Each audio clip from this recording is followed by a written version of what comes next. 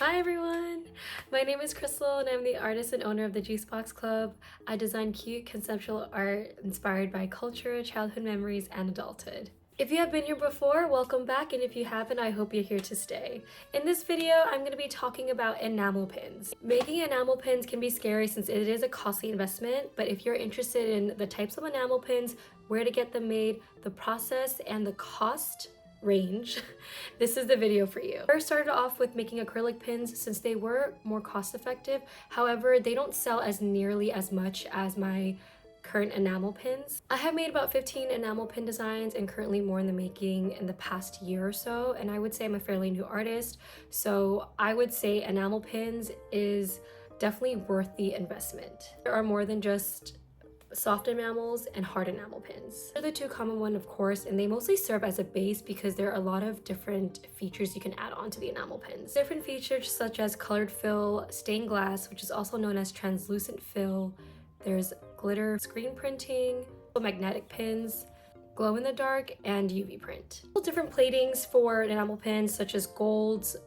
black nickel, silver, rose gold, and dyed metal. Instead of the plating being a metal, it'll be a color-coded metal. These will also come with their own backings such as rubber clutches or butterfly clasps. I personally prefer the rubber clutches. You can also add your branding on the back of the enamel pin, which is something that I highly suggest in case if you don't keep the backing cards of the enamel pins or if the artist doesn't sell the enamel pin with a backing card. And just keep in mind that adding your branding on the back can be an additional cost as well. It's a flat back clean finish, which is really good for more complex designs such as stained glass ones. There's also the standard backings, which also looks like this, but this one is usually very common if you don't request anything that's like super complex with your pin design. This one is a gorgeous pin from the Hide and Goes. It is hard enamel with screen printing and a chain attachment. She also added her branding on the back. Two are dyed metal soft enamel pins with epoxy fill, which is where the metal is colored. This one is from Cherry Pug Pie. This one is from Sooty Bear. She has her branding on the back. This one is NYC official merch. This one is a soft enamel pin, and I believe it's screen printed on. So these are hard enamel pins. These two are from Pinjitsu. These are just hard enamel pins. And then she has her branding on the back.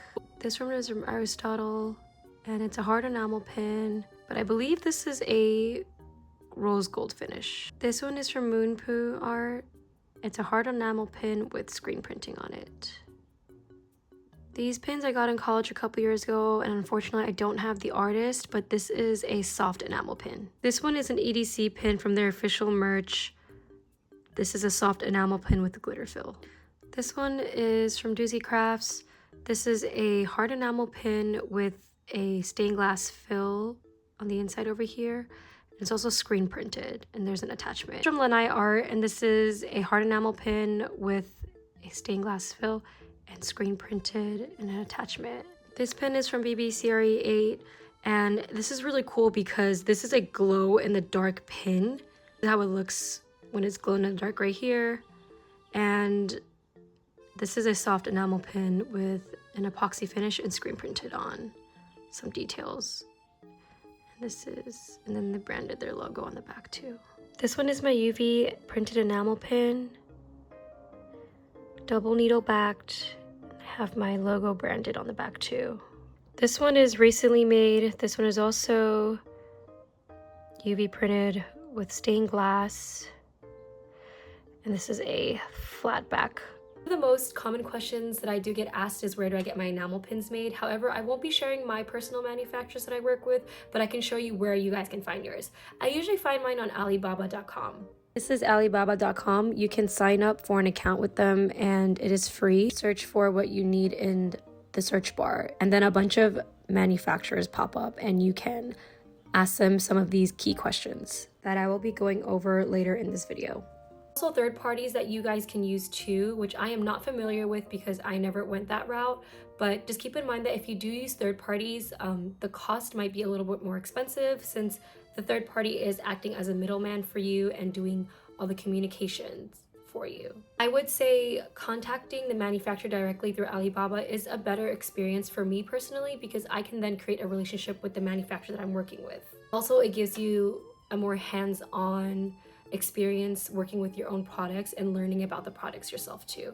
But again, it is completely up to you if you'd rather go directly to the manufacturer or you would like to use a third party. For the process of getting the enamel pins made, I usually ask a couple of questions before I start selecting which manufacturers I want to go with. And of course, have your own designs when you're ready to make them. I usually ask 4 key questions when I start sourcing my own manufacturers. The first question I usually ask is, what is your MOQ, which is the minimums. A lot of manufacturers have minimums for making any products actually, and especially for enamel pins, I know some of them are usually 50 pieces to 100 pieces. The more you order, the less the price is per piece. The second question is, what is your mold fee and are there any additional fees? Additional fees could be adding your brand logo to the back of your enamel pins or backing cards. For example, if you do end up ordering them through your manufacturer. Keep in mind that every manufacturer charges a mold fee, and it can range from $90 to $150 per design, depending on the complexity of your design. This is a one-time fee that you pay, and then after that is paid and you would like to reorder with your manufacturer, usually they do not charge you a mold fee again. And of course, when you're inquiring about the mold fee, you want to ask explicitly that this is a one-time fee that you're paying. One way that you can save costs on your mold fee is that if you have different colorways for a specific design like these, you can let them know that there's an existing mold so that they won't charge you again. The third question I ask is, what is your cost per pin? Usually when I ask this, they will ask me to send them my design, and I usually don't like to send my design first to manufacturers. I'm scared that they will copy or sell it to other people if I don't end up going with the manufacturer. Instead, I give them the quantity, the size range, and I'll describe my pin as much as possible to them. For example, if I wanted to do like a hard enamel with screen print, or if I wanted to add glitter, I would try to like just describe the pin to them instead. And then at that point, like they usually give me a cost, and some of them will push for, no, I need to see a design. Then that's usually when I will step back and not move forward. But of course, if you're comfortable with sending your designs to them first, that is completely okay too. Also ask, what is your turnaround time and your shipping cost? Most of the time it's around 20 to 30 days around turnaround time. They can estimate shipping for you with your zip code and your state.